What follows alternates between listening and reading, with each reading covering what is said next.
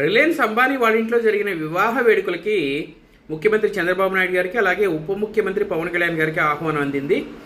అదే సమయంలో మన ప్రతిపక్ష నేత జగన్మోహన్ రెడ్డి గారికి మాజీ ముఖ్యమంత్రి 2019-2024 మధ్య కాలంలో ఆంధ్రప్రదేశ్ రాష్ట్రానికి ముఖ్యమంత్రిగా పనిచేసిన జగన్మోహన్ రెడ్డి గారికి ఆహ్వానం అందలేదు.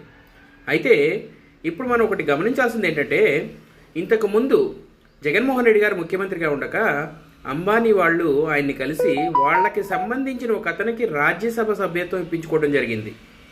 అయితే అప్పట్లో దీనికి సంబంధించి వైఎస్ఆర్ కాంగ్రెస్ పార్టీ వాళ్ళు చెప్పింది ఏంటి, మేము వాళ్ళకి రాజ్యసభ సీటు ఊరికే ఇవ్వలేదు, తద్వారా వాళ్ళతోటి రిలేషన్ పెంపొందింపజేసుకుని వాళ్ళతోటి స్టేట్లో ఇన్వెస్ట్మెంట్లు పెట్టిస్తామని. అయితే రిలయన్స్కు సంబంధించి ₹1 ఇన్వెస్ట్మెంట్ కూడా మనకి రాలేదన్న విషయం అందరికీ తెలుసు.